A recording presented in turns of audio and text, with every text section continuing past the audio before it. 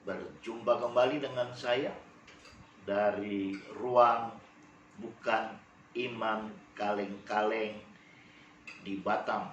Senang boleh bertemu kembali pada hari ini. Hari yang istimewa. Hari ini adalah hari Rabu 13 Juli 2022. Ya, tidak terasa perjalanan kita terus bergerak.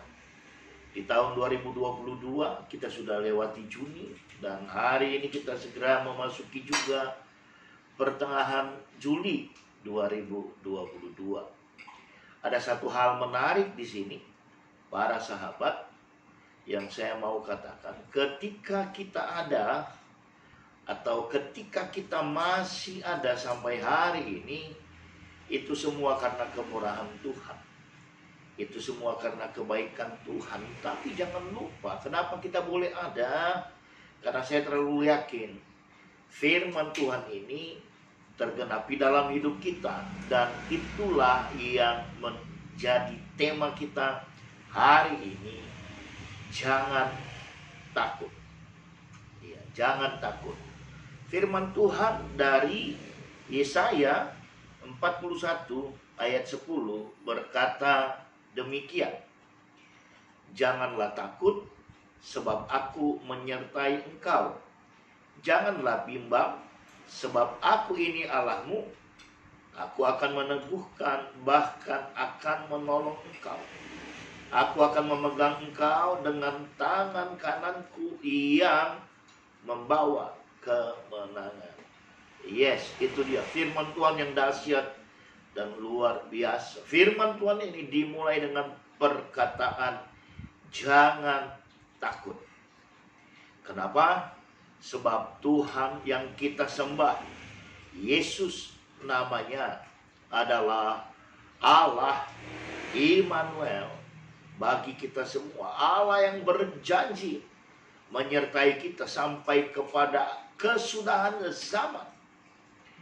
Tapi dalam kenyataannya, bahkan mungkin kenyataan itu juga menjadi bagian atau kita terlibat di dalamnya. Masih seringkali orang percaya, masih seringkali gereja mengalami ketakutan menjalani hidup. Masalah keuangan, masalah kesehatan, masalah keluarga, dan seterusnya, dan seterusnya. Tapi firman berkata jangan takut. Dikatakan sebab aku menyertai engkau. Iya, dialah Allah Immanuel itu. Berbicara jangan takut artinya ada 3 hal. Ketika firman berkata atau Allah sendiri berkata kepada kita janganlah takut, itu memiliki 3 makna yang mendalam. Yang pertama adalah Tuhan berjanji setia kepada umatnya. Ya, sekali lagi, Tuhan berjanji setia kepada umatnya. Allah kita, mari kita buka sebagaimana firman Tuhan di Bilangan. Kita buka Bilangan 23 ayat 19. Demikian firman Tuhan. Allah bukanlah manusia sehingga ia berdusta, bukan anak manusia sehingga ia menyesal. Masakan ia berfirman dan tidak melakukannya, atau berbicara dan tidak menepatinya? Wow. Tuhan berjanji setia kepada umatnya. Hanya Yesus yang janjinya kita bisa pegang. Janji manusia masih bisa diragukan, bahkan janji pasangan hidup, janji anak, janji orang tua kepada anak masih bisa diragukan. Tapi Tuhan berjanji setia kepada umatnya. Jadi kalau dia berkata jangan takut, artinya dia tidak hanya sekedar berkata, tapi dia juga akan memperlengkapi kita mengalahkan segala ketakutan dalam hidup ini. Yang kedua, Tuhan menolong pihak yang lemah, maka dikatakan jangan takut. Maka itu kita perlu senantiasa menjadikan firman Tuhan ini, Yeremia 17 ayat 7 sebagai rema dalam hidup kita. Diberkatilah orang yang mengandalkan Tuhan, yang menaruh harapannya pada Tuhan. Kenapa? Karena kita ini adalah orang yang lemah. Dengar baik, tanpa Tuhan kita tidak akan bisa berbuat apa-apa. Dan tanpa Tuhan kita ini bukan siapa-siapa. Lalu yang ketiga, kenapa dia bisa berkata jangan takut? Sebab dia adalah Tuhan yang berkuasa. Langit, bumi, dan segala isinya, bahkan yang ada di bawah air, itu adalah di bawah kekuasaannya. Termasuk maut, termasuk segala sesuatu. Maka ketika kita sudah mendapatkan pesan ini, ya, mari kita berani berkata, aku tidak takut. Takut berasal dari bahasa Ibrani, yare. Takut di sini berarti sesuatu yang manusiawi sifatnya, yang ada dalam diri setiap manusia. Tapi kalau kita berada di bawah takut itu, maka hidup kita akan menjadi kacau balau. Kita yang dikuasai oleh ketakutan. So, bagaimana agar kita tidak takut? Takut yang secara manusiawi kedagingan kita ada, harus kita lawan dengan takut akan Tuhan. Wow, bukankah ini sebuah quote yang dahsyat? Lawanlah takutmu dengan takut akan Tuhan. Takut akan Tuhan ada banyak ayat-ayatnya. Beberapa saya mau sebutkan di sini. Amsal 1 ayat 7. Takut akan Tuhan adalah permulaan pengetahuan, tetapi orang bodoh menghina hikmat dan didikan. Yes, takutmu lawan dengan takut akan Tuhan. Takut akan Tuhan yang lain lagi berkata di Mazmur, kita buka Mazmur 111 ayatnya yang ke-10. Permulaan hikmat adalah takut akan Tuhan.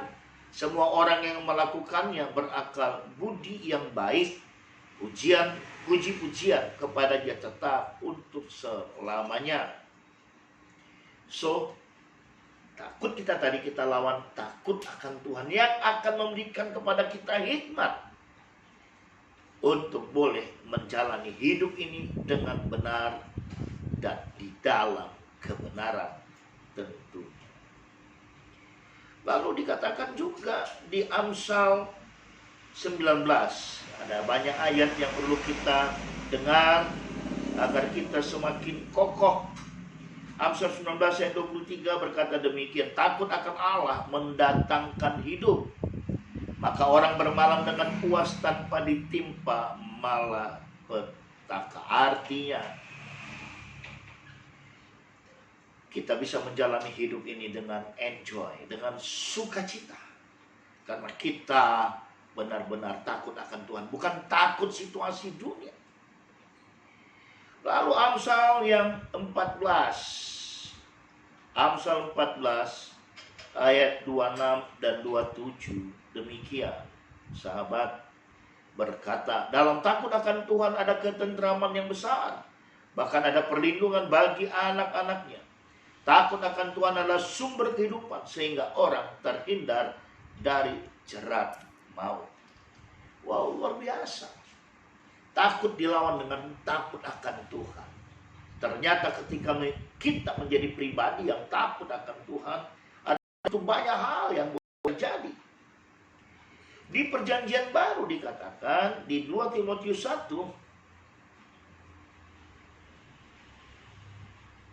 ayat 7, sebab Allah memberikan kepada kita bukan roh ketakutan, melainkan roh yang membangkitkan kekuatan, kasih, dan ketertiban. That's why, maka dari itu Allah berkata, jangan takut. Lalu dikatakan, kita kembali ke mana? Ke Yesaya tadi. Yesaya 41 ayat 10 tadi dikatakan begini. Ya. Janganlah bimbang. Tadi takut, sekarang janganlah bimbang. Sebab aku ini Allahmu. Aku akan meneguhkan, bahkan akan menolong engkau.